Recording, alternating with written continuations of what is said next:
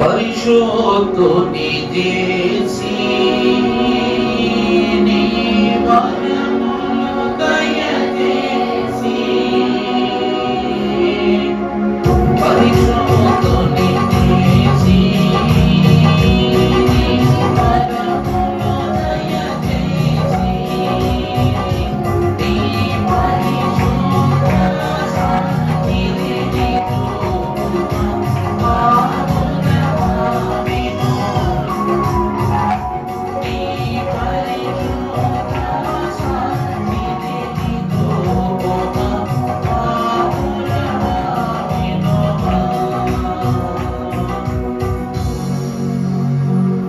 దేవుని యొక్క కృప కాపుదల సమాధానము ఈ పరిశుద్ధ ఉదయకాల ఆరాధన గదిలోనికి చేరి ఏకీభవించిన మనకు త్రిత్వ దేవుడు ముమ్మరముగా దయచేయును గాక ఆమేన్.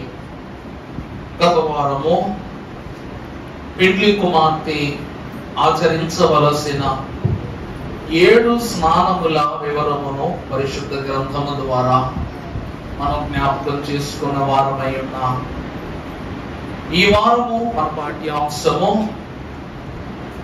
పరిశుద్ధ గ్రంథములోని క్షమాపణకు క్రీస్తు మహిమ చేత నింపబడు సంఘమునకు మోక్షమునకు చెందబోవు 7 స్థితులను కనపరచు ఒక స్థలము.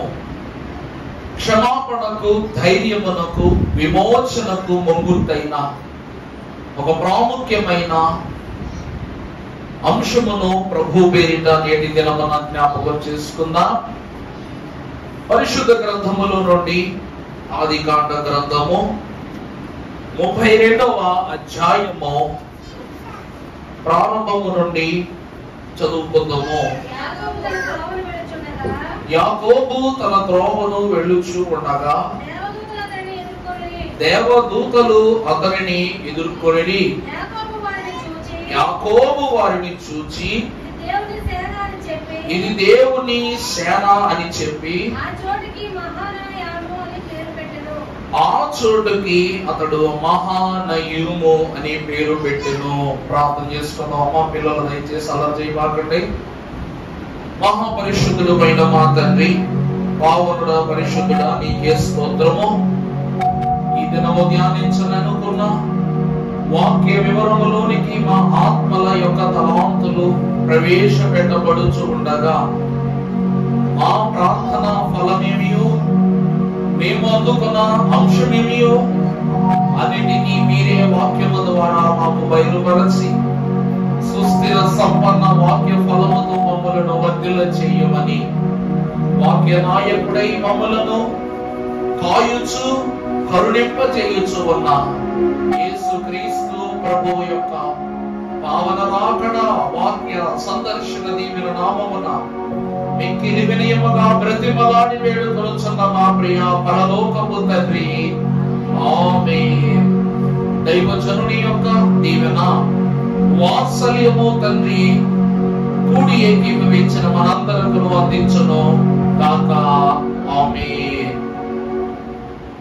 ప్రభువునందు దేవుని ప్రియబిడ్డలారా, చదవబడిన వాక్యాంశములో పరమ భక్తుడు ఇశ్రాయేలు అంతస్తునకు ప్రధానమైన మెట్టుగా వంశ పారంపర్య రక్షణ అనుభవములో మూల పురుషునిగా కనబడుచున్న యాకోబు మహాభక్తుడు తన మామ గృహము నుండి తాను ప్రయాణమై తన అన్నయ్యైన ఏశావు యొద్దకు వెళ్ళుచుండగా అతడు చేరవలసినటువంటి స్థలమునకు మధ్యస్థానముగా నిలిచి ఉన్న ఒక పరిశుద్ధ అంతస్తును సమకూర్చు స్థలములోనికి ఇతడు ప్రవేశించాడట.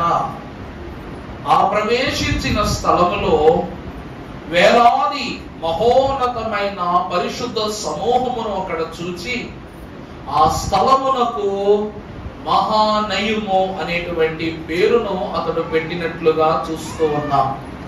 దేవుని వాక్యమును మనము చూసినట్లయితే మహానయుము 7 మహత్య కార్యములను జరిగించి ఉన్నదని దేవుని వాక్యము సెలవిస్తూ ఉన్నది.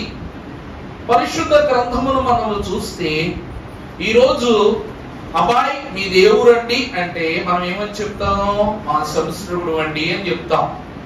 లేక వేరే ప్రాంతవాసులది మీది ఏ ఊరండి అంటే మాది నిడదవోలు అని చెప్తారు. అలాగే భూలోకమున దేవదూతలైన వారికి కూడా ఒక స్థలాన్ని దేవుడు అనుగ్రహించినట్లుగా మనం వాక్యంలో చూస్తూ ఉన్నాం. ఈ స్థలమునకు యాకోబు మహాభక్తుడు పెట్టిన పేరు ఏమిటి అనగా మహానయుము. ఇతడు ఇశ్రాయేలు అనే పేరును ధరించుకోవటానికి కూడా ఈ మహానయుమే కారణం. నా మాట అర్థమవుతుందండి? దేవుడు యాకోబు నుండి ఇశ్రాయేలుగా ఇతనిని మార్చటానికి కూడా ఒక కారణం ఏమిటంటే ఈ మహానయుమే. ఈ మహానయుమను స్థలములో ఎవరుంటూ ఉన్నారు అంటే పరలోక దూతలైన వారి యొక్క సమూహము ఆ స్థలములో ఏం చేస్తూ ఉన్నదట? జీవిస్తూ ఉన్నారట. ఇక్కడ మహానయుము అను పదమునకు అర్థము 2 సేనలు. మహానయుము అనగా ఏమిటండి? 2 సేనలు. ఇక్కడ దూతలు 2 సేనలుగా విభజింపబడ్డారు. అసలు ఎవరు ఈ 2 సేనలు కలిగిన దూతలు అంటే దైవజనులు అన్నారు, ప్రభువు దగ్గరట దూతలు కొన్ని రకాలుగా విభజింపబడ్డారట.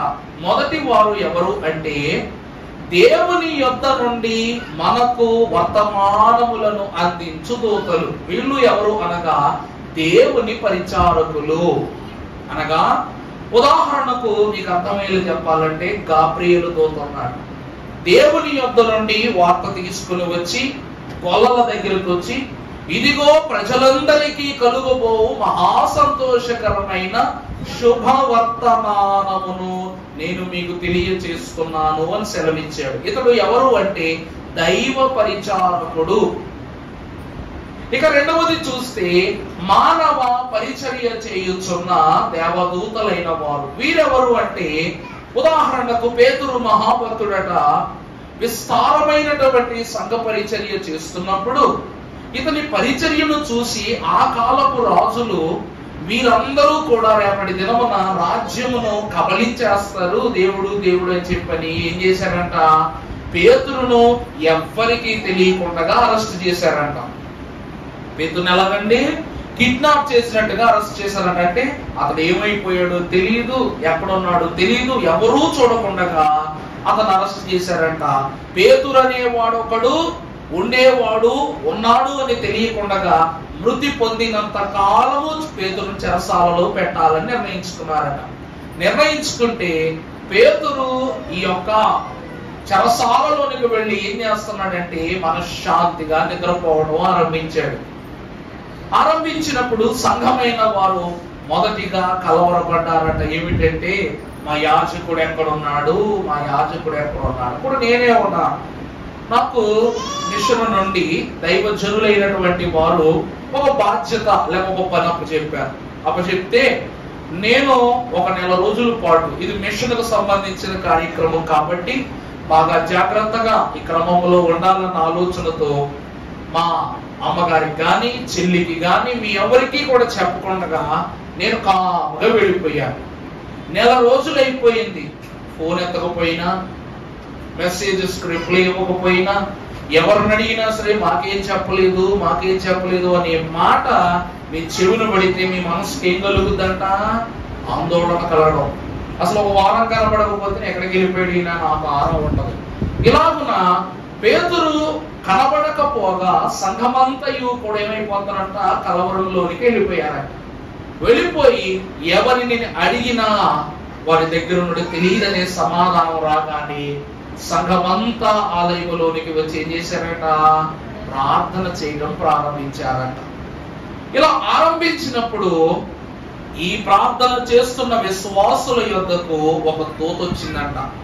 వచ్చి వీళ్ళు చేస్తున్న ప్రార్థన అంతా కూడా విందంట. జాగ్రత్తగా విని ఈ ప్రార్థన అంతా కూడా జాగ్రత్త చేసి ప్రభు దగ్గరికి పట్టుకెళ్ళి, ప్రభువా ఇదిగో పేతురు కనబడటం లేదంట. సంఘం అంతయు కూడా ప్రసవ వేదన ప్రార్థన చేస్తున్నారని చెప్పగానే ప్రభువు ఈ ప్రార్థన మనవంతటిని కూడా దూత చెప్పగా విని ఏం చేశారంట, ఆయన వెంటనే ఏం చేశారో చెప్పండి, తన దగ్గర ఉన్న దూతను పంపించారంట. ప్రార్థన చేయగా విశ్వాసుల యుద్ధ ఉన్న దూతలు ఆ క్రమాన్ని ప్రభు దగ్గరికి తీసుకెళ్తే, ప్రభువు దగ్గర ఉన్న గాబ్రియేలు మహాభక్తుడు దూత అయిన గాబ్రియేలు ఏం చేశాడంట, ప్రభు దగ్గర నుండి మళ్ళా బయలుదేరి ఎక్కడికి వచ్చాడంట, పేతురు చెరసాల దగ్గరికి వచ్చాడంట. వచ్చి, అబ్బాయ్ పేతురు లే, ప్రభువు యొక్క సందేశము నీ యొద్దకు వచ్చింది కనుక నువ్వు బయలుదేరి నీ సంఘము యొద్దకు వెళ్ళు, నీ సంఘము మిక్కిలి దుఃఖాక్రాంతులై నీ కొరకు ప్రార్థన చేస్తున్నారని చెప్పగానే పేతురు మహాభక్తుడు లేచి సంఘము యొద్దకు వెళ్ళిపోయాడు. వెళ్ళిపోయి సంఘము యొక్క తలుపు కొట్టాడు. కొట్టి అందరి మధ్యలో కూర్చుని అందరూ కలిసి ఏం చేశారంట, ప్రార్థన చేశారంట. దైవజనుడు దేవదాసయ్య గారు అన్నారు, నీ మనవి వినగానే నీ తండ్రి కొట్టి నెరవేర్చునంతాయు తెలుసోనా.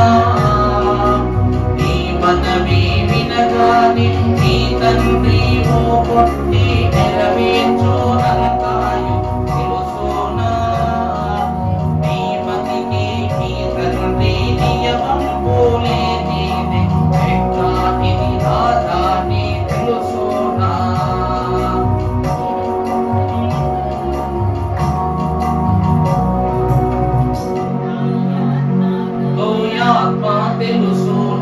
చాలండి. ప్రభువునందు దేవుని ప్రియబిడ్డలారా, నీ మనవి వినగానే నీ తండ్రి ఊకొట్టి నెరవేర్చును అంతయు తెలుసునా అన్నారు. ఇది బాగానే ఉంది. కానీ నీ మతికి నీ తండ్రి నియమము లేనిదే నెగ్గనిది రాదని తెలుసునా. అసలు నిజములకు మనము చూస్తే సంఘమంతటికి ప్రభువు ఎదుట ప్రార్థిస్తేనే మనము పేతురును కనుగలమనే తలంపును ఎవరిచ్చారు అంటే దేవుడే ఇచ్చారట. ఇలా తన తలంపును తన బిడ్డలకు అందించిన దేవుడు ప్రార్థన ఆరంభించగా ఈ మనవంతయు కూడా తండ్రి యొద్దకు దేవదూత తీసుకెళ్ళగానే ఆ పరిశోధనంతా చేసి ప్రభు మొత్తం తెలుసుకుని అప్పుడు అన్నారంట, ఊకుట్టారంట. సరే చెప్పి దూతను పంపించారంట. అప్పుడు మన మతికి మన తండ్రి నియమము లేనిది నెగ్గనిది రాదని తెలుసు. ఆఖరిగా చూస్తే ఆయన ఎవరు అంటే నీ ఆత్మలో ఆత్మ. దేవుని యొక్క వాక్యము సెలవిస్తున్న సత్యం ఏమిటంటే మహానయం అనగా రెండు సేనలు. ఈ రెండు సేనలు ఎవరంటే దేవుని యొద్ద నుండి మనకు వివరాలు తీసుకువచ్చే సైన్యం ఒక పక్క, మన యొద్ద నుండి దేవునికి సమాచారమును తీసుకువెళ్ళే సైన్యము మరొక ప్రక్క. మరి ఈ ఇరు సైన్యములు ఈ మహానయము పట్టణంలో ఏం చేస్తున్నాయి అంటే ఇచ్చిపుచ్చుకుంటున్నాయంట. అర్థమవుతుందండి? ఏం చేస్తున్నాయంట? ఇచ్చిపుచ్చుకోవటం. అంటే దాని అర్థం ఏంటి? సమాచారమును, వీరి సమాచారమును వారికి, వారి సమాచారమును వీరికి ఏం చేస్తున్నారు చెప్పండి? ఇచ్చిపుచ్చుకుంటున్నారు. దైవజనులు అన్నారు, మన తాతల కాలములో ఈ రూపాయలు, డబ్బులు, అద్దలు, అణాలు లేని కాలములోనంట మన పెద్దలు పంటలు ఎలా పండించేవారంటే ఒక రైతు మొత్తం ధాన్యం పండించేవాడంట, మరో రైతు ఏం పండించేవాడంట? గోధుమలు పండించేవాడంట, మరో రైతు ఏం చేసేవాడంట? కూరగాయలు పండించేవాడంట, మరో రైతు పువ్వులు, మరో రైతు పండ్లు. ఇలాగనా ఒక్కొక్కరు వారి యొక్క తోటలను ఏం చేసేవారు? విభజన చేసి పండించుకునేవారు. వాడు వేసిన పంట మనం వెయ్యం. మరి నువ్వు రోజు అన్నం తినాలంటే కుదురుద్దా? కుదరదు. నువ్వు రోజు పళ్ళే తినాలంటే కుదురుద్దా? నువ్వు రోజు కూరగాయలే తినాలంటే కుదురుద్దా? కుదరదు. అందువల్ల వీళ్ళు ఏం చేసేవారంట? Commodity to commodity. ఒక్కసారి దయచేసి ఏమనుకోకుండా, ఒక ఇద్దరు పిల్లలు రెండమ్మా వైట్ ఉన్నోళ్ళు ఒకసారి చూడండి. ఈ చేతి నుండి ఈ చేతికి, ఈ చేతికి ఈ చేతి, అలాగా మనము వేపు ధాన్యం పండించింది అనుకోండి, ఈ ధాన్యము ఈమెకి ఇస్తుంది. ఈమెకి ఇస్తుందా? ఈమె కూరగాయలు పండించింది అనుకోండి, కూరగాయలు వీళ్ళకిస్తారు. ఈ కూరగాయలు పండించినోడు తిన కూరగాయలు దగ్గర పెట్టుకుని ఇతడు పళ్ళు ఇతనికి ఇస్తాడు. ఈ పళ్ళు పండించినోడు గోధుమలు ఇక్కడికి. అంటే అవసరత కొద్ది కూర్చోండి. అవసరత కొద్దీ నా గోధుమలు కావాలంటే నా ధాన్యం నీకు ఇచ్చి నీ గోధుమల్ని కొన్ని తీసుకుంటాను. నాకు ఫలాలు కావాల్సి వస్తే ఫలాలు వారి యొద్ద నుండి తీసుకుని నా దగ్గర ఉన్న కూరగాయలు అతనికి ఇచ్చేవాడు. అప్పుడు మనకేముండేది కాదంట, డబ్బులతో రోకముతో అవసరము ఉండేది కాదట. దేవుని వాక్యం ఏమంటుందంట, ఈ దూతలైన వారు ఇక్కడ ఎలా నిలబడి అందరూ చూపించినట్లుగా దూతలు వారి సమాచారాన్ని ఒకరికి ఒకరు ఏం చేసుకుంటారంట, పంచుకుంటూ ఉన్నారంట. ఒక పొత్తుని గూర్చి, లేక ఒక హెచ్చరికను గూర్చి, లేకపోతే ఒక వివరవంతమైన వాక్య సువర్తమానం గురించి దూతలు ఏం చేస్తున్నారంట, ఇచ్చి పుచ్చుకుంటూ ఉన్నారు. అందుకే మహానయుము అను పదమునకు అర్థము రెండు సేనలు, పరలోక సమూహ సైన్యమును, ఇహలోక సంబంధమైన పర సంబంధమైన దేవుని యొక్క సంఘమైన మనకు పరిచర్య చేయు దూతలను ఇరువురు ఏకస్థానమున కలుసుకుని స్థలమే మహానయుమని దేవుని వాక్యం సెలవిస్తూ ఉంది. పరిశుద్ధ గ్రంథములో మనము చూసినట్లయితే ఈ మహానయుము అనే పదము లేఖన భాగములో 13 సార్లు వాడబడింది. రిఫరెన్స్ చెప్తాను, రాసుకున్నటువంటి వారు రాసుకోనండి. మొదటిగా ఆదికాండము 32వ అధ్యాయము 2వ వచనము. ఆదికాండం 32వ అధ్యాయము 2వ వచనం. రెండవది యెహోషువ గ్రంథము 13వ అధ్యాయము 26వ వచనములోను 30వ వచనములోను వాడబడింది. మూడు ఇది.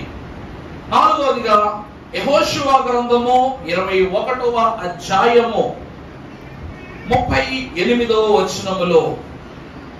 తర్వాత ఐదవదిగా సమూయేలు 2వ గ్రంథము 2వ అధ్యాయము 12వ వచనములో ఒక పర్యాయము, 29వ వచనములో 2వ పర్యాయము వాడబడింది. ఇట్లా 7 మార్లు పూర్తయింది. తర్వాత మరలా అదే సమూయేలు 2వ గ్రంథం 17వ అధ్యాయము 24లో, అలాగే 27లో వాడబడింది. ఇట్లా తరువాత సమూయేలు 2వ గ్రంథం 19వ అధ్యాయము 32వ వచనములో మరొకసారి వాడబడింది. ఆ తరువాత రాజుల మొదటి గ్రంథము 2వ అధ్యాయము 8వ వచనం. మీకు రిఫరెన్స్ రాసుకున్నప్పుడు కన్ఫ్యూజన్ ఉంటుంది. ఏంటి తెలుసా, రాజులు 2వ గ్రంథము పలానా అధ్యాయం పలానా వచనం చెప్పగానే మీరు రాజులు 2వ రాశిలోకి ఈ అంకె బుర్రలో ఏమైపోతుంది, డిలీట్ అయిపోతుంది కంగారు మీద. అందువలన అంకె రాసేసుకోండి. అంకె రాసుకుని తర్వాత పేరు రాసుకోండి. మీకు గుర్తుంటది కదా. అలాగైతే అంకె అయితే కన్ఫ్యూజన్ కాబట్టి అంకెలు రాసేసుకోండి. పలానా అధ్యాయం పలానా వచనం పెట్టి తర్వాత 2వ రాజులను రాసుకోండి, తిప్పలు ఉండవు. తర్వాత మరలా రాజుల మొదటి గ్రంథం 4వ అధ్యాయము 14వ వచనము. ఆ తరువాత దినవృత్తాంతముల మొదటి గ్రంథము 6వ అధ్యాయము 8వ వచనము. 80వ వచనం, క్షమించాలి 80వ వచనం, 8 కాదు. తర్వాత ఆఖరిగా పరమగీత గ్రంథము 6వ అధ్యాయం 13వ వచనములో ఆఖరిగా వాడబడినట్లుగా మనం చూస్తున్నాం. ఇలాగున 13 పర్యాయములు మహానయుమును గురించి దేవుడు వాక్యములో వివరించినట్లుగా మనం చూడవచ్చు. ప్రభువునందు అతి ప్రియ సాన్నిహిత్య సంఘ సమూహమైన వారలారా, మహానయుము దేనికి గుర్తు అనగా మహిమకు గుర్తుగా ఉన్నది. ఈ దేవదూతలు లేనిదే విశ్వాసులైన వారు ప్రభువు యొద్ద నుండి దేనిని పొందలేరు. ఉదాహరణకు మీకు అర్థమయ్యేలా ఒక మాట చెప్పాలంటే, సాతానుడు దూతలను గురించి ఒక సాక్ష్యం ఇస్తాడు. ఏమిటంటే, ఓ మనుష్య కుమారుడా, నీవు నిజముగానే దేవుని యొక్క కుమారునివి అయితే నువ్వేం చెయ్యాలా, పరలోకములో నుండి నువ్వేం చెయ్యాలి, వెంటనే తన యొక్క మహిమ గల దూతలను పంపిస్తాడు. ఎప్పుడు నువ్వు ఈ కొండ మీద నుంచి కిందకు దూకితే, నువ్వు దేవుని కుమారుడు అయితే దేవుడు దూతలను పంపించి నేను ఏం చేస్తాడు, అలా అమాంతం పట్టుకుని కాపాడుకుంటాడు అని చెప్తాడు. దూతలు ఎవరు అనగా కాపాడేవారు. దూతలు ఎవరు అనగా క్షమాపణ ప్రకటించేవారు. దూతలు ఎవరు అనగా పరిచర్య చేసేవారు. దూతలు ఎవరు అనగా కావలి కాచేవారు. దూతలు ఎవరనగా క్షమాపణ అందించేవారు. దూతలు ఎవరనగా ప్రభువు రాకడకు సిద్ధపడవలసిన తీర్పును నెరవేర్చేవారు. ఆఖరిగా దూతలు ఎవరు అనగా సైన్యములకు అధిపతియగు యెహోవా దేవుని యొక్క, చెప్పండి, సైన్యము. ఈ 7 ప్రాముఖ్యమైన లక్షణాలు దూతలలో ఉన్నాయి కనుక ఈ దూతలు లేనిదే మనము పరలోక దాత అయిన తండ్రి యొద్దకు మనము చేరలేము. దేవుని ప్రియబిడ్డలారా, ఈ మహానయుము అనే పట్టణమునకు ఈ మహాభక్తుడైన యాకోబు ఎందుకు వెళుతున్నాడంటే, యాకోబట తన అన్న అయినటువంటి ఏశావు దగ్గర నుండి దీవెన దొంగతనం చేశాడు. జ్యేష్ఠత్వం అనే దీవెన, అది మనకు బాగా తెలుసు. కానండి, దొంగతనం చేసే వాళ్ళందరికీ ఒక మాట, మనం కాదు, లోకం గురించి అంటున్నా, వాళ్ళు దోపిడీ చేసిన సొమ్మును ఇది నా సొమ్మని బయటకు చూపించుకోగలరా? కర్మ, మొదటి కర్మది. రెండవది, ఆ సొమ్మును మనశ్శాంతిగా ఒక వస్తువునో లేక ఫలానా స్థితినో దాని చేత అనుభవించగలరా సంతోషంగా? ఇదొక గౌరవం. రెండవది ఏమిటంటే, నువ్వు సంపాదించిన సొమ్ము నీ బిడ్డల కోసమే దొంగతనం చేశానని చెప్తావు, కానీ నీ బిడ్డలకు కూడా ఇది దొంగ సొమ్ము అని చెప్పలేవు కదా. ఇదొక దౌర్భాగ్యం. మూడవది, దాచుకుని బ్రతుకుతావు, బయటకు చెప్పలేక నీలో నువ్వే దొంగ దొంగ దొంగ అని అనుకుంటూ ఏం చేస్తావు? నిన్ను దొంగవని నువ్వే ప్రకటన చేసుకుంటావు లోకంలో, అవునా కదా? దేవుని వాక్యం ఏమంటుందంటే, యాకోబు దీవెన, దేవుని దీవెనను పొందుకున్నాడు కానీ అన్నయ్య యొద్దను దొంగలించాడు కానీ భార్య బిడ్డల దగ్గర తలెత్తుకోలేకపోయాడు. పాపం యాకోబు జ్యేష్ఠత్వాన్ని తీసుకున్న తన భార్య అయినటువంటి అలాగే బిడ్డలైనటువంటి వారి ఎదుట ఇతను ఏం చేయలేకపోయాడు? ఈ దీవెన నాకు గౌరవంగా దేవుడు ఇచ్చాడని చెప్పుకోగలిగాడా? చెప్పుకోలేకపోయాడు. బిడ్డలకు, భార్యకు అందరినీ యోర్దాను అద్దరికి దాటించేసి, అవతలకు దాటించేసి తన మామగారి ఇంటి దగ్గర పెట్టేశాడు. మొదటి బాధ. రెండవ బాధ ఏమిటంట? తన అన్న ఎక్కడ తనను చంపేస్తాడేమోనని 20 సంవత్సరాలు ఎవరింటి దగ్గర దాక్కున్నాడు? మామగారి ఇంటి దగ్గర దాక్కున్నాడు. రెండవ దౌర్భాగ్య స్థితి. మూడవది ఏమిటంట అంటే, తన తండ్రి అయినటువంటి ఇస్సాకు యొక్క స్వాస్థ్యమును అనుభవించలేకపోయాడు. జ్యేష్ఠుడు అన్న పేరే ఉందా కానీ జ్యేష్ఠుడుగా బతకగలిగాడా? చివరికి దేవుడు కూడా జ్యేష్ఠత్వం వచ్చినా కూడా అతన్ని ఏం చేయలేకపోయాడు? ఫలింప చేయలేకపోయాడు. ప్రభునందు దేవుని ప్రియబిడ్డలారా, ఈ రోజు మనం వాక్యములో చూస్తే ఈ మహానయుము అనేటువంటి ఈ పదము 7 అనుభవాలను 7 భక్తులకు ఇచ్చిందంట. మొదటిగా మనం చూసినట్లయితే మొదటి వ్యక్తి ఎవరనగా యాకోబు. యాకోబు మహానయుములో అనుభవాన్ని సంపాదించుకున్నాడు. రెండవదిగా చూసినప్పుడు గాదు, మనష్షేలైనటువంటి వారు మహానయుము యొక్క అనుభవాన్ని సంపాదించుకున్నారు.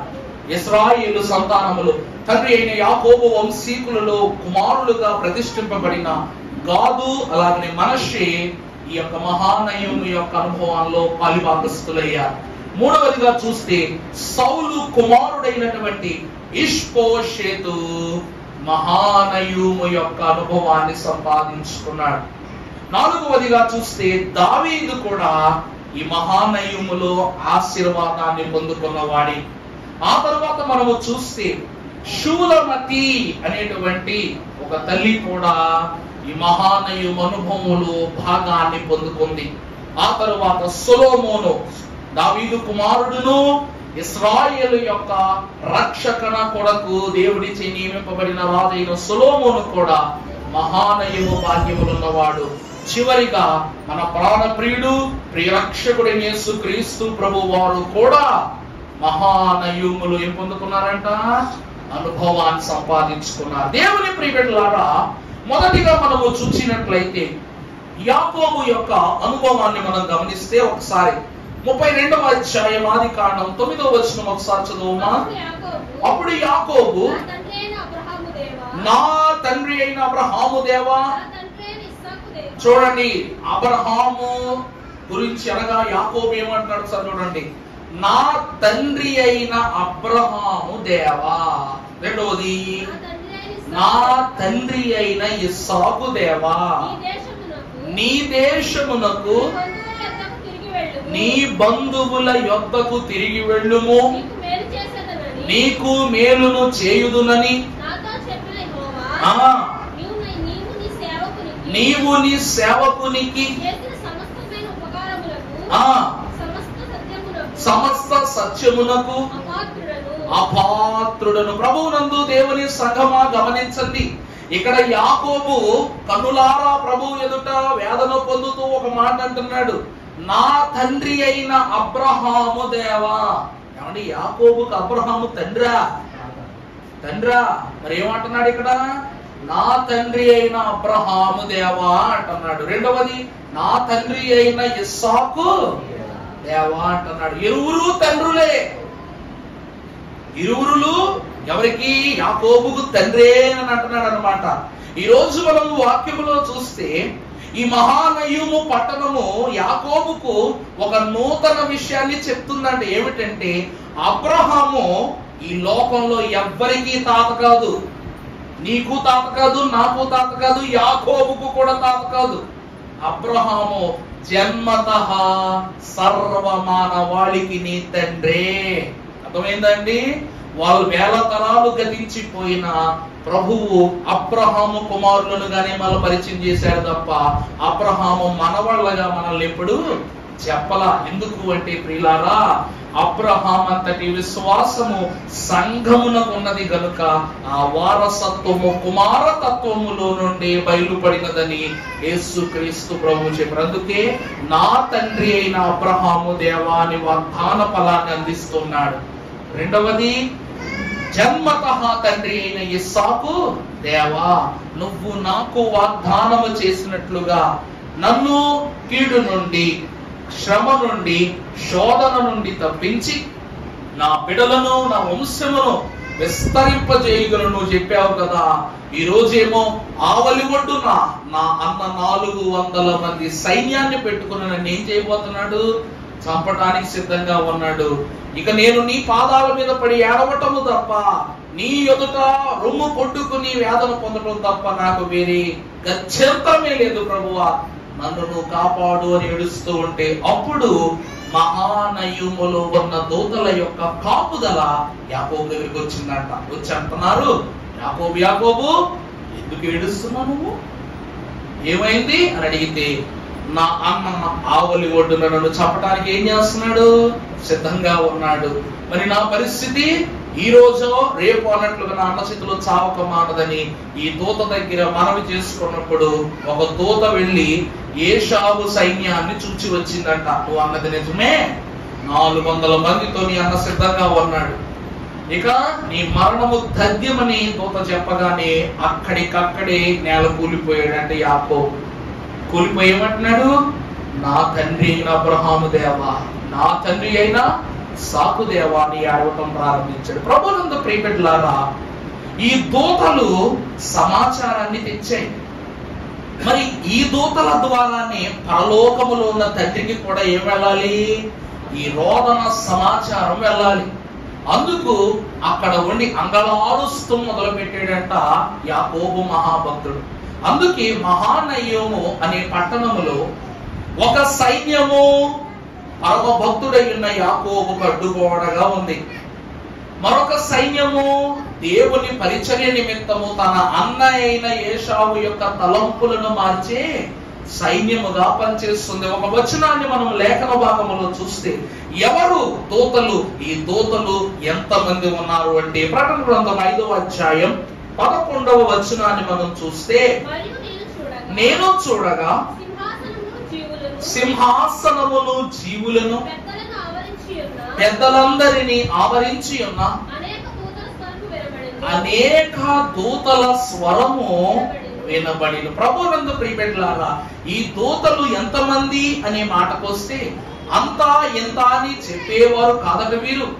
వారు లెక్కింపన సఖ్యము కాని సమూహమై ఉన్నారు. దైవజనులు దేవదాసయ్య గారు అన్నారు, దేవుని సైన్యములో ప్రధాన దూతలే 60 మంది ఉన్నారంట. అర్థమైందండి? దేవుని సైన్యంలో ప్రధానులుగా ఉండే దూతలు, ఉదాహరణకు గాబ్రియేలు, మిఖాయేలు, రఫాయేలు, ఊరియేలు, రబూయేలు, ఇంతే తెలుసు మనకి. బాగా బలవంతంగా ప్రయత్నం చేస్తే ఒక 10 మంది పేర్లు మనం ఏం చేయగలం, సంపాదించుకోగలం, అక్కడ తిరిగి ఇక్కడ తిరిగి. కానీ తదుపరి ప్రధాన దూతలైన 50 మంది యొక్క స్థితినే గ్రహింపలేని మనము కోట్ల కొలది దూతల యొక్క, కోట్ల కొలది అంటే ఇక లెక్క పెట్టలేదని అర్థం, అంతమంది దూతల సమూహాన్ని మనము ఎలా గమనించగలం? దేవుని వాక్యం అంటుంది ఈ దూతలైన వారు లెక్కలేనటువంటి మంది. ఈ రోజు దేవుని అతను అడుగుతున్నాడు, ప్రభువా నాన్న యొద్ద సైన్యం ఉన్నది, కానీ నా యొద్ద ఏం లేదు, సైన్యము లేదు, నన్నని ఎదుర్కోవడానికి ధైర్యము లేదు, బలము లేదని వేడుస్తూ ఉన్నాడు. అలా ఏడుస్తున్న అతనికి మహానయము ఒక నూతనమైనటువంటి ధైర్యాన్ని ఇచ్చిందట. కీర్తనల గ్రంథము 34వ అధ్యాయం 9వ వచనం చదువుకుందాం.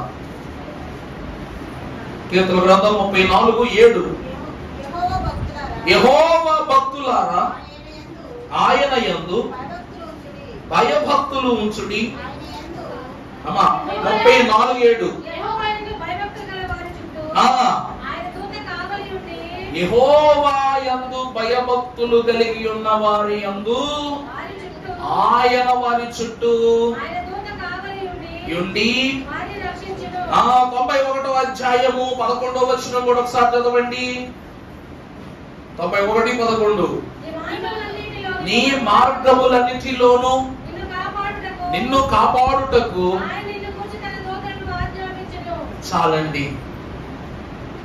ప్రభువునందు దేవుని ప్రియబిడ్డలారా, ఈ రోజు యాకోబు ప్రయాణం మొదలు పెట్టాడు, అంతే కదండి. వాక్యం ప్రకారం యాకోబు ఏం చేస్తున్నాడు? అన్నయ్య దగ్గరికి వెళ్తున్నాడు. పరిస్థితి, అన్నయ్య క్షమించు, అన్నయ్య నన్ను నువ్వు కోపగించుకోకని అడగటానికి వెళ్తున్నాడు. కానీ విషయం చూస్తున్నాడు ఏంటంటే, నాన్న నన్ను క్షమించే ప్రసక్తి లేదని సైన్యాన్ని పెట్టి కూర్చున్నాడు. తెలియగానే దూతల యొక్క వేదన పరుడు ఏడుస్తున్నాడు. దానికి దేవుని వాగ్దానం ఏమిటంటే, నీ మార్గమంతటిలో నిన్ను కాపాడుటకు ఆయన తన దూతలకు ఆజ్ఞాపించును. మహానయమనగా కాపుదల. మహానయం ఏమిస్తోందండి?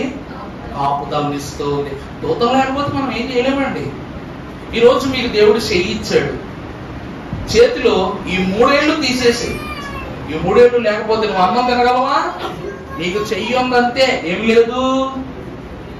ఒక భక్తుడు చెప్పాడంట, మనకు పుట్టేటువంటి బిడ్డలు మన చేతి వంటి వాళ్ళంట.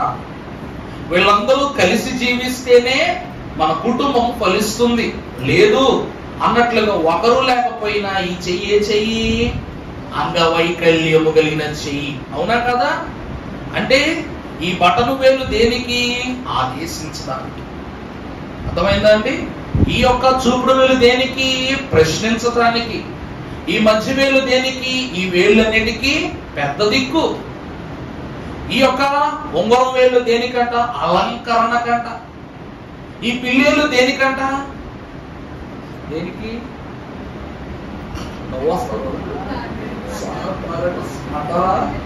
పిల్లలకైతే తెలుస్తుంది ఇది. ఈ వేలు దేనికంట? ఈ వేళ్ళన్నిటికీ కూడాను అంగవైకల్యము లేకుండా ఈ 4 వేళ్ల విలువను పెంచుటకు ఈ పిల్లి వేలట. నేను చిన్నదానని, నల్లదాన్నని తెలుసులే. నల్లదంటే ఎవరో చిన్న చూపు చూసిన వాళ్ళందరూ కింద ఉన్న వాళ్ళే కదా, అందుకే అక్కడ అలా పెట్టా. నేను నల్లని దాన్నని మీరేం చేయొద్దు, మీ ఇష్టమే.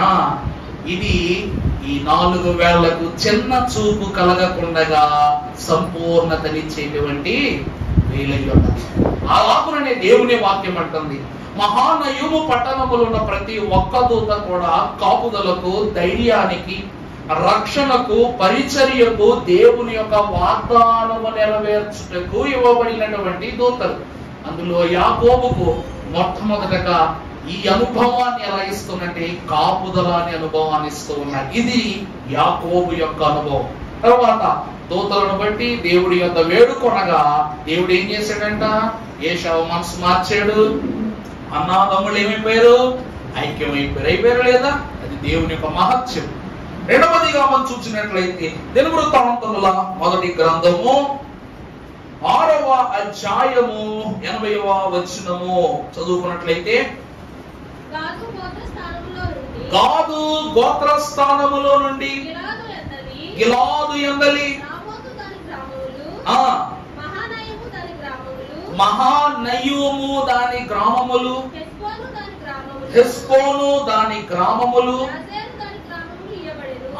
యాజేరు దాని యొక్క గ్రామములు వారికి ఇయ్యబడెను. ప్రభువునందు దేవుని ప్రియబిడ్డలారా, యాకోబు మహాభక్తుని యొక్క కుమారులలో ప్రతి ఒక్కరికి కూడా, అబ్బాయి మన పిల్లలకి ఏం చేస్తాం, రే నాన్న ఈ యొక్క ఎకరం పంటలో ఇన్ని సెంట్లు నువ్వు తీసుకో, ఈ సెంట్లు నువ్వు తీసుకో, ఇన్ని సెంట్లు నువ్వు తీసుకో అని మనకు బిడ్డలకు ఉన్నట్లు విభజన చేసి వారికి మన స్వాస్యాన్ని అందించినట్లు, దేవుడు ఏర్పాటు చేసిన యెరూషలేము పట్టణము యొక్క ఆవరణ కాంతులతో అమరుకొని ఉన్న స్వాస్య స్థలాలను యాకోబు అందిస్తున్నప్పుడు, యాకోబు తన కుమారులలో ఇరువురైన గాదును అలాగుననే తాను గోత్రమును విభజన చేసి మనష్షే గోత్రమును ఏర్పరచిన దేవుడు ఏం చేశాడంట, ఈ ఇరువురికి అందించిన పట్టణాల్లో ఒక పట్టణం ఏమిటి అంటే మహానయము. అర్థమైందా అండి? మహానయము ఎవరి స్థలము అంటే దేవుని బిడ్డల స్థలం. అర్థమైందా అండి?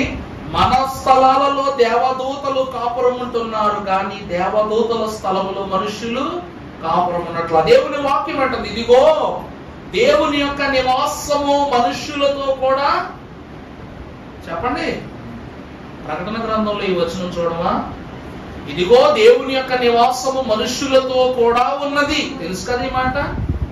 ఆయన తానే వారి ప్రజలయ్యుందురు, ఆయన తానే వారిలో ఉండును, వారితో నివసించును, యుగ యుగములు వారు తనకు స్వకీయ జనమై జీవింతురు అని పరమ భక్తుడు యోహాను రాశాడు. అవునా కాదండి? అద్భుతమండి. ప్రకటన గ్రంథం 21వ అధ్యాయంలో ఉంటుంది. ప్రభు ఏమంటున్నారు, అక్కడ ఆకాశము క్రొత్త ఆకాశము క్రొత్త భూమి, సముద్రం ఇంకుండదు, కన్నీరు ఉండదు, బెరుకు ఉండదు, భయం ఉండదు, సాతానుడు ఉండడు. ప్రభు ఎలా ఉంటారంట, విశ్వాసులతో ఐక్యమైపోయి ఉంటారట, మన హృదయములో ఉంటారట. ఇక దేవుని నివాసము వేరు, మనుషుల నివాసము వేరుండదు. అందరికీ అర్థం కావట్లేదా? విరివిగాదిక నెప్పటికి నా పరమదేవోని మందిరమే నా ఇల్లు, మందిరమే నా ఇల్లు, అనుగా నీవే తోడువా నా తోడునా, ఈగా నీవే తోడువా నా తోడునా. అర్థమైందండి? విరివి కాదిక ఎప్పటికీ నా పరమ దేవుని మందిరము నాకేమై ఉన్నది అంటే, ప్రభువులో మనతో ప్రభువు ఏమైన స్థలము ఏక నివాసములోనే జీవించే స్థలము. ఈ స్థలము మహానయమునకు సాదృశ్యముగా ఉన్నదట. ఈ గాదు మనష్షే ఇద్దరు కుమారులకు ఇవ్వబడిన స్వాస్యము దేవదూతలు సంచరించుచున్న స్వాస్యమని దేవుని వాక్యం సెలవిస్తుంది. ప్రభునందు దేవుని ప్రియబిడ్డలారా, ఇప్పుడు మన ఉదాహరణ జీవితంలోనికి చూస్తే ఒక మాట మనం వాక్యములో నుండి చూద్దాం. పరిశుద్ధ గ్రంథముల నుండి యెహోషువ గ్రంథము 13వ అధ్యాయము 26వ వచనం మనం ఒకసారి చదువుకున్నట్లయితే, యెహోషువ గ్రంథం 13:26, హెష్బోనును మొదలుకొని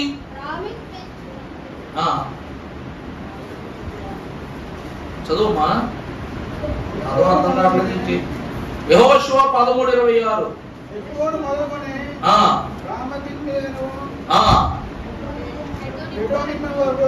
దీని బట్టి నాకు అర్థమైంది ఏంటంటే,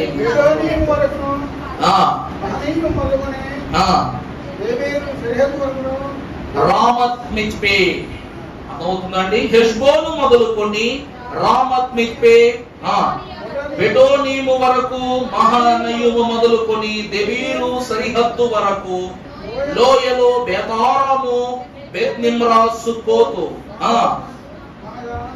అనగా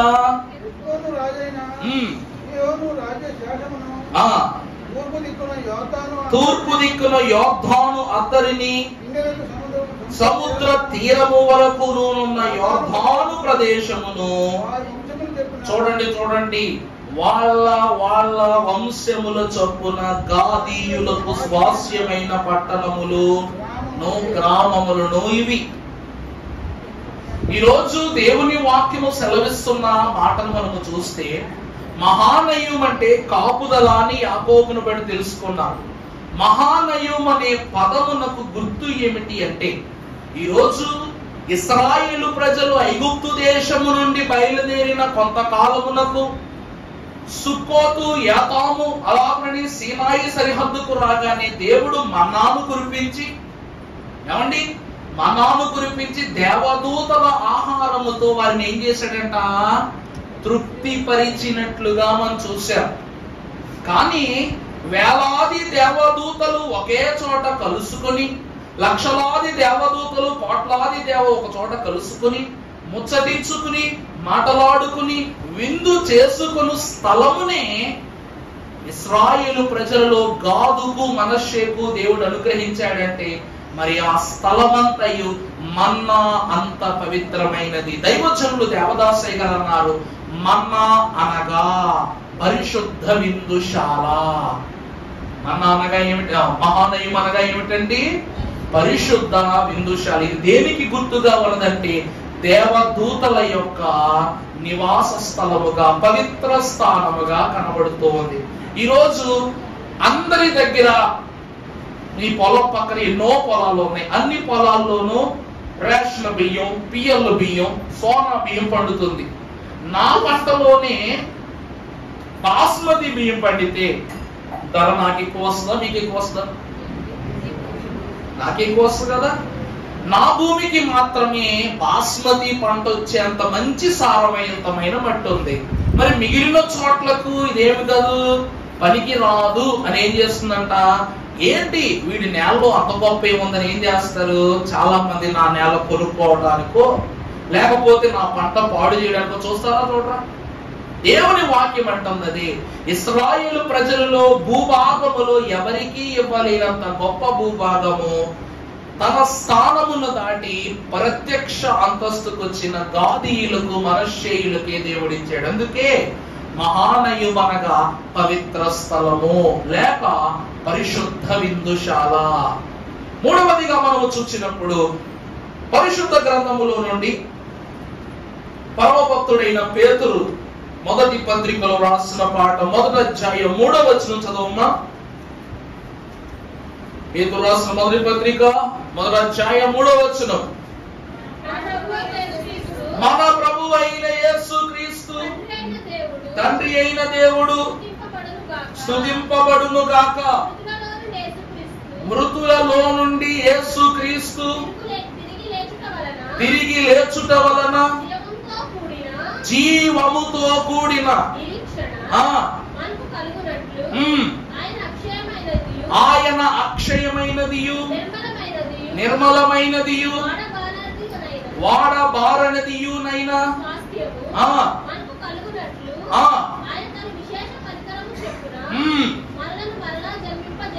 చాలండి. ఇప్పుడు అయ్యగారు చెప్తున్నారు అసలు ఈ భూమి మీద మనకు స్వాస్థ్యం దొరికితే ఏంటి మనకు జరగబోయే గొప్ప క్రియ. సరే, మీ అందరికీ ఇప్పుడు ఉదాహరణకి కోడూరు మహిమరాజు గారు మాకు నచ్చున్నారు, వారి పంటలో గుప్త నిధులు ఉన్నాయని తెలిసిందనుకో, వారికి తెలిసిందనుకో, ఏం చేద్దాం, తవ్వటమే కదా. నిజమా కాదండి? నిజమా కదా? ఎందుకంటే బంగారపు గవిని కాబట్టి. మరి ఈ మహానయులలో ఏమున్నదంటే, వాక్యమే చెప్తూ ఉంది, అక్షయతలు అలాగునని దేవుని యొక్క మహిమను, దేవుని ఫలములో విశ్వాసులకు అనుగ్రహింపజేయబడబోవు ప్రాముఖ్యమైనటువంటి ఫలాన్ని మహానయం ఇస్తుంది. యేసు క్రీస్తు ప్రభువు శిలువదారిగా ఉండి మరణము పొందుకున్న తర్వాత సమాధిలో పెట్టబడినప్పుడు పరలోకములో నుండి ఇద్దరు దూతలు దిగొచ్చారంట. దూతలు దిగొచ్చి ఆ సమాధి మీద కూర్చుని ఆ సమాధి రాతిని ఏం చేశారంట? పొర్లించేశారంట. వారు ఎందుకు వచ్చారు అంటే ప్రభువైయున్న క్రీస్తును తీసుకుని వెళ్ళటానికి వచ్చారు. అవునా కదా? దూతలు ఎందుకు వస్తారండి? మృత దేహములో నుండి ఆత్మీయ అక్షతలోకి వచ్చిన మనం తీసుకుని వెళ్ళడానికి వస్తారు. ఎప్పుడో ఎవరో మరణిస్తే వచ్చి వాళ్ళ దగ్గరికి వచ్చి వాళ్ళని తీసుకువెళ్ళిపోయే దూతలు అనునిత్యము కూడా మనతోనే ఉంటే మనకు క్షయ బీజములో ఉన్నామా, అక్షయ బీజములో ఉంటామా? అవునా కాదండి? రెండవది, మొదటి విషయం ఏమిటంటే అక్షయ స్థలము మహానయము. రెండవది, ఈరోజు నువ్వు మనుషులతో మాట్లాడితే ఎటువంటి ఉపయోగం ఉండదు. నీ బాధ మనుషులకు చెప్పుకుంటే ఏ ఉపయోగం ఉండదు. కానీ పరమ భక్తుడు ఒక వచనాన్ని పరిశుద్ధ గ్రంథంలో చూపిస్తూ హెబ్రీ పత్రిక 1వ అధ్యాయం 14వ వచనంలో విశ్వాసుల యొక్క మనస్సులో ఉన్న సంగతులను గురించి ఎవరికి చెప్పుకొనవలెనని మాట్లాడుతూ మీరందరూ రక్షణయను స్వాస్థ్యము పొందబోవు వారికి పరిచారము చేయుటకై అర్థమైందండి? వాక్యం ఏమంటుందంటే రక్షణ అను స్వాస్యమును పొందబోవు అక్షయత ఫలమును పొందుకొను పరిచారకులైన వారితో మీకు సంబంధము లేదా, మీరు వారు కాదా అని వాక్యం అంటదంటే మనుషులతో చెప్పుకోవటము వలన బాధే తప్ప కలిసి వచ్చినది ఏదీ లేదు. కానీ ఈ మహానయము పట్టణమును స్వాస్యంగా పొందుకున్న గాదు మనష్షే గోత్రం వారికి యుద్ధం వస్తే దేవదూతలు వస్తారు, కష్టం వస్తే దేవదూతలు చెప్పుకుంటారు, ప్రార్థన ఫలము దేవదూతల ద్వారా పొందుకుంటారు, ఆహారాన్ని వారి దగ్గర నుంచి పొందుకుంటారు, మరణమే వారిని మింగివేయలేనంత కాపుదలను ఎవరిస్తారంట? ఈ దేవదూతలు ఇస్తారు. అందుకే ఈ యొక్క గాదు మనష్షీలకు దేవదూతల యొక్క గవిని అయి ఉన్న భూమి అయిన మహానయమును దేవుడు వీరికి స్వాస్యంగా ఇచ్చాడు. అందుకే మనము కూడా దేవుని ఏర్పాటులో అనుభవాన్ని సంపాదించుకోవాలి. మూడవ స్థితిని చూస్తే సమయం ఉంటే పరిపూర్తి చేద్దాం, లేకపోతే త్వరగా ముగించేసుకుందాం. 2వ సమూయేలు గ్రంథము, సమూయేలు 2వ గ్రంథము 2వ అధ్యాయం 8వ వచనం చదువమ్మా.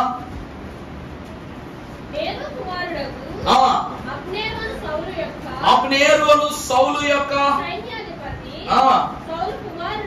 సౌలు కుమారుడగు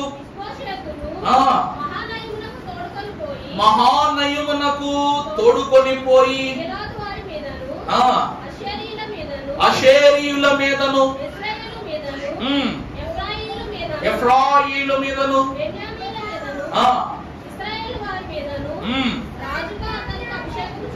చాలండి.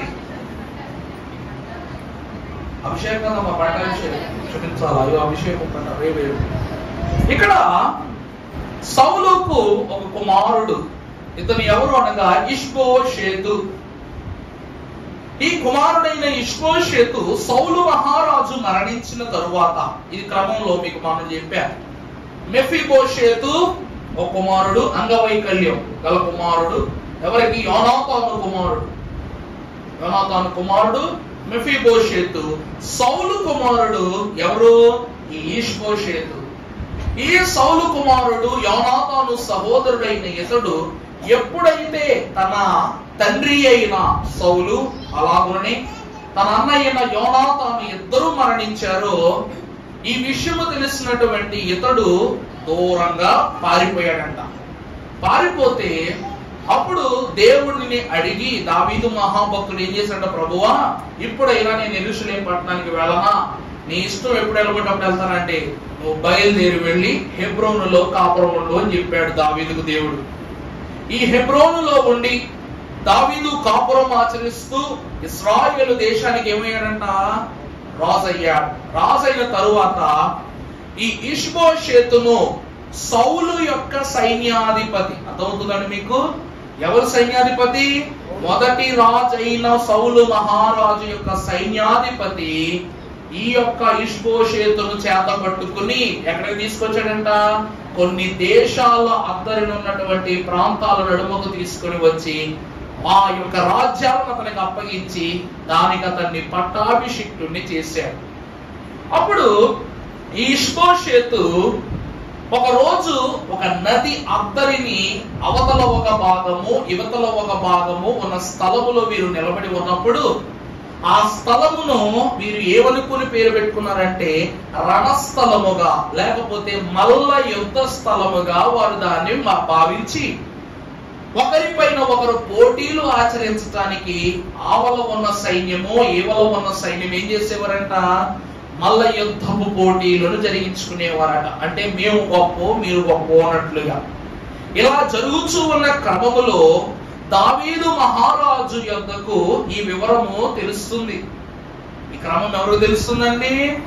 దావీదుకు తెలుస్తుంది. తెలిస్తే ఈ విషయము తెలిసిన దావీదు మహారాజు వారిని సమీపించి వృత్తాంతాన్ని పరిష్కరించక ముందే యెహోవా దూతలు కలిగిన ఈ రెండు స్థలముల యొద్ద రెండు సేనలు చేరి అనగా పరలోక సైన్యము చేరి వీరు ఇరువురికి తీర్పు చెప్తాయట.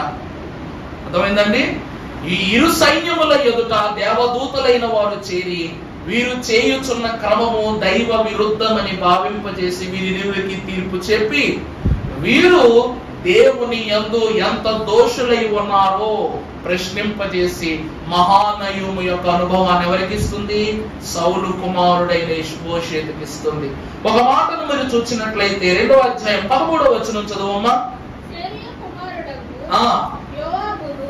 సెరాయి కుమారుడై ఉన్న యోవాబును చూసారా, వీళ్ళు చేసుకుంటున్న గొడవకి ఏం చేస్తున్నారంట? సెరాయి కుమారుడైన యోవాబు అలాగనే దావీదు సేవకులు బయలుదేరి వాళ్ళని ఎదిరించుటకై గిబియోను కొలనుకు, ఈ కొలను పేరేమిటంట?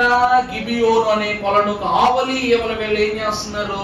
యుద్ధ ప్రాధాన్యాలు చేస్తూ ఉన్నారు. ఆ తర్వాత చదువుమా.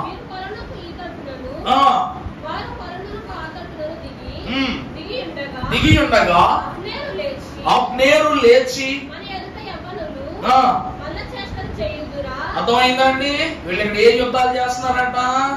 మల్ల యుద్ధ చేష్టలు. మల్ల చేష్టలు చేయుదురా అంటే ఇంత శౌర్యవంతులము మా ఎదుట ఇట్లాంటి పిల్ల చేష్టలు మీరు చేస్తున్నారా అన్న కోపగించుకుంటూ అంటున్నాడు. చదువుమా. అనగా వారు చేయవచ్చును అని. ప్రభువునందు ప్రియబిడ్డలారా, వీరు గ్రహించలేని దానిని దేవదూతల సమూహము గ్రహించి వారికి తీర్పు తీర్చి వారికి ప్రతిదండన చేసి వారి యొక్క దృష్టాంతమును మార్చారట. ప్రభువునందు ప్రియబిడ్డలారా, మహానయము దేనికి గుర్తు అనగా తీర్పుకు గుర్తు.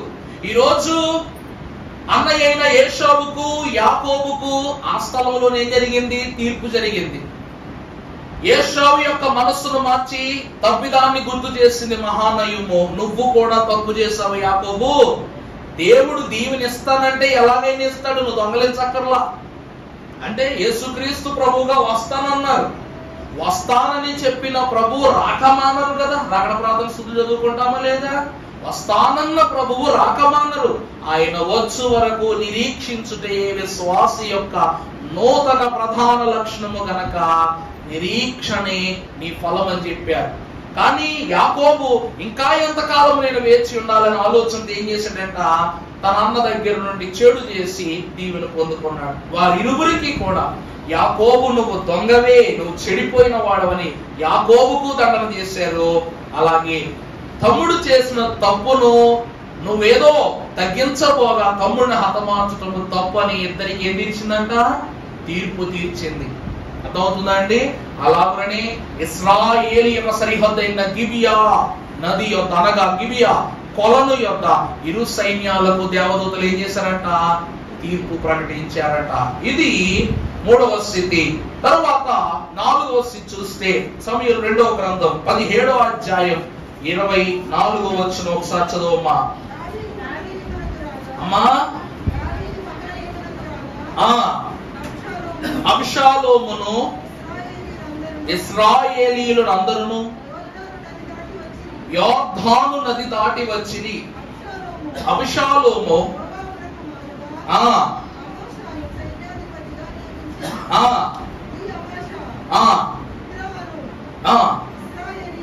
ఇశ్రాయేలీయుడు యోవాబు తల్లి అయిన సెరూయా సహోదరియగు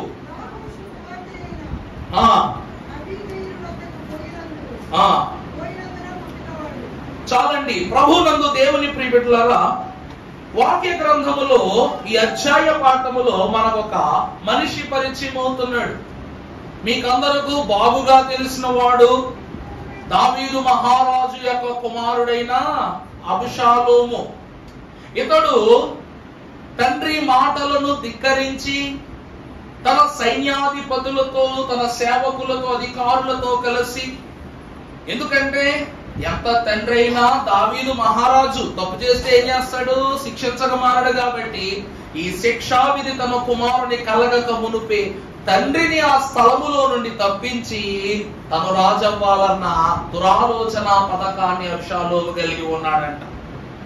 దేవుని యొక్క ఏర్పాటును మీరు చూస్తే, అధ్యాయ పాఠాన్ని మీరు పరిశీలన చేస్తే ఇక్కడ దురాశ కనబడుతూ ఉంది. చెడు చేయుట నిమిత్తము దురాశ కనబడుతుంది. ఈ విషయం తెలిసిన దావీదు కొడుకుని ఏం చెప్పుకుంటాడు చెప్పండి? ఏమంటే అర్థమవుతుందా మీకు? కొడుకుని ఏం చెప్పుకుంటాడు? పోనీ చంపుకోవడం విషయం కాసేపు పక్కన పెట్టినా, ఎదిరించడం కాసేపు పక్కన పెట్టినా, దావీదు నువ్వు ఒక స్త్రీ కోసం మరొక నీ యొక్క సొంత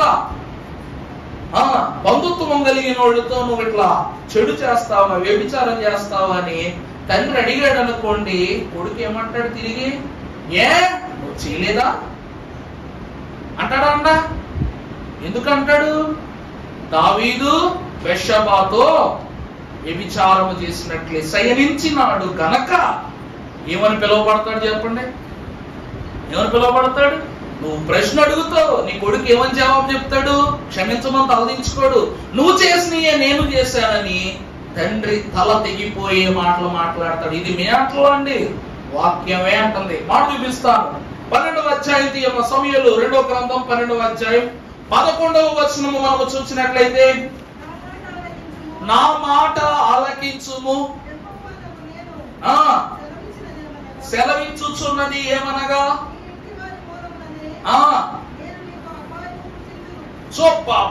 చాలు. దేవుడు ఏమంటున్నాడు దావీదు మహాభక్తునితో అంటే, దావీదు నువ్వు చేసినటువంటి దుష్కార్యక్రియల వలన నువ్వు బెత్షెబాతో చెడు చేసావు కాబట్టి ఆ చెడుకి ఏమి లేదు, నీకు ఇంకా ప్రాయశ్చిత్తం లేదు. అందువలన నువ్వు చేసిన పనికి ఖచ్చితంగా పనిష్మెంట్ ఉంది. కాబట్టి నీ ఇంట్లోనే నీకు శత్రువును పుట్టిస్తానన్నాడు. ఆ శత్రువు పేరేమిటంట? చెప్పానుగా, అధికారం కోసం తండ్రిని హతము చేయాలని సిద్ధపడినప్పుడు కుమారునికి సమాధానం చెప్పుకోలేక తీర్పు తీర్చే రాజుగా ఏమైపోయాడంట? వెనకబడిపోయి కొడుకు దగ్గర నుండి తప్పించుకుని పారిపోయాడంట. ఎక్కడికి? మహానయముకు పారిపోయాడంట. అర్థమవుతుందండి? దేవదూతల కాపుదల కొరకు పారిపోయాడట. మరొక మాట కూడా మీరు చూసినట్లయితే 16వ అధ్యాయం సమూయేలు 2వ గ్రంథం 22వ వచనం చదవండి.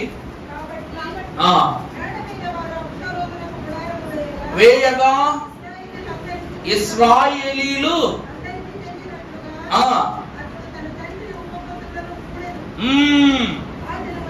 అబషాలోము ఏం చేశాడంట? తన తండ్రి ఉపపత్నులను కూడెను. ఆ దినములలో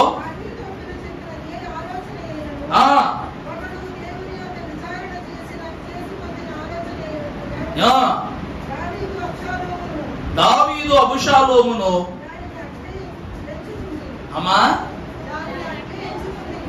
అర్థమైందా? ఇన్ని పనులు జరిగాక తండ్రి ఉపపత్నులతో చెడు జరిగించిన తరువాత కూడా దావీదు కొడుకుని నోరు తెరిచి అనలేకపోతున్నాడు. కారణం ఏంటి తెలుసా? వాక్యం ఒక మంచి మాట చెప్తుంది. యోహాను సువార్త 5వ అధ్యాయంలో, ఇది ఎవరు అన్నమాట కాదు, యేసు క్రీస్తు ప్రభు అన్నమాట. 19వ వచనం ఒకసారి చదవండి, ముగింపు చేసుకుందాం మనం.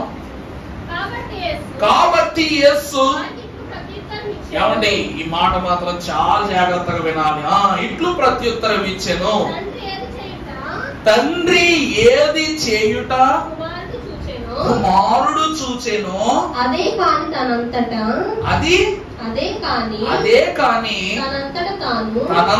తాను ఏమీ చేయనేరడు. అర్థమైందా? నీ పెట్ల ఎదురుగా నువ్వు మందు తాగుతాడు, మందే తాగుతాడు, మజ్జిగ తాగుతాడా? నీ బిడ్డల ఎదురుగా నువ్వు సిగరెట్లు కాలిస్తే వాడు పక్కన కూర్చుని పుస్తకాలు చదువుకుంటాడా? నువ్వు వ్యభిచరిస్తే వాడు వ్యభిచరిస్తాడు, నువ్వు చెడు చేస్తే వాడు చెడు చేస్తాడు. నువ్వు చెడు చేసి ఆడి బాధేసి మారమంటే ఎలా కుదురుతుంది? క్రీస్తు ప్రభువు యోహాను భక్తునితోనే ఈ పదం ఎందుకు రాయించాడు అంటే, ప్రియులారా, యోహాను తల్లి పరిశుద్ధురాలు, తండ్రి పరిశుద్ధుడు, జబదయి ఘనుడు, అలాగే సలోమి మహాభక్తురాలు. వీరిరువురి యొక్క పోషణలో ఇద్దరు కుమారులు కూడా ఒకరు హతసాక్షుల వరుసలో, రెండవ వారు పరమార్థ జ్ఞాని వరుసలో నిలబడ్డారు. వీరితోనే ప్రభు ఈ మాట రాయించారు, తండ్రి ఏం చేస్తాడో వాళ్ళ పిల్లలు అది చూసదే చేస్తారు అని. అందుకే బిడ్డలకు మొట్టమొదటి గురువు తల్లిదండ్రులే. ప్రథమ గురువులు ఎవరండి? తల్లిదండ్రులే. బాలుడు నడవవలసిన త్రోవ వానికి నేర్పించు అని గురువులకు చెప్పలేదు ఎక్కడ వాక్యంలో. ఎవరికి చెప్పారంట? తల్లిదండ్రులకు చెప్పారంట. అందుకే మనకు ఆ కాలంలో పెద్ద బాల శిక్ష ఉండేదంట, తెలుసా మీకు? మరి దాని వివరం అయితే నాకు పూర్తిగా తెలియదు, కానీ చాలాసార్లు వాడబడ్డారు. ఆ అనుభవము జీవితములో తెలుసుకున్న కొన్ని కీలక విషయాల్ని బోధిస్తుందట. దావీదు ఈ క్రమాన్ని చేయలేకపోగా తన కుమారుని నోటని చెడును, తన కుమారుని పనిలోని తన చెడును చూచి ఏమైపోయాడంటే తలదించుకుని ఇక హీనుడైపోయి మహానయం పరిగెత్తాడు, అక్కడ మారాడు. అర్థమైందా? కీర్తన గ్రంథం 23 చదువుతున్నట్టు మీకు తెలుస్తుంది. చివరి వచనం, చిరకాలము నేను యెహోవా సన్నిధిలో. అర్థమైందా? ఆ వాక్యం ఎందుకు రాశాడంటే, మహానయము పట్టణంలో చూశాడంట తన పాపాలకు, తను చేసిన తప్పులకు, తను జరిగించుచున్న లోకానుసార క్రియలకు క్షమాపణ ఎక్కడ దొరికింది అంటే మహానయములు. దావీదు అంతటి పరమ భక్తుణ్ణి కూడా మార్చిన స్థలమే ఏ స్థలము? మహానయము. ఇక సమయం లేదు కనుక నా వాక్యాన్ని ముగిస్తున్నా. తదుపరి 3 అంశాలు అనగా షోలమతి అనగా పరమగీతములో ఉన్న భక్తురాలు సొలొమోను, పరమగీతములో వర్ణించిన గనురాలీమే. ఆమెను గూర్చి, సొలొమోను గూర్చి, సుప్రభువును గూర్చి తదుపరి దినమున రాబో వారం జ్ఞాపకం చేసుకుందాం. ప్రభువు ఈ క్రొద్ది మాటలు మన వినికిడిలో భద్రపరచి మహానయుమంతటి ప్రశస్తమైనటువంటి కాపుదల గల దూతల సమూహ శక్తిలో మనం బదిలపరచి ఏ కీడు రాకుండా మనలను మన పిల్లలను కాపాడును కాక. ఆమేన్.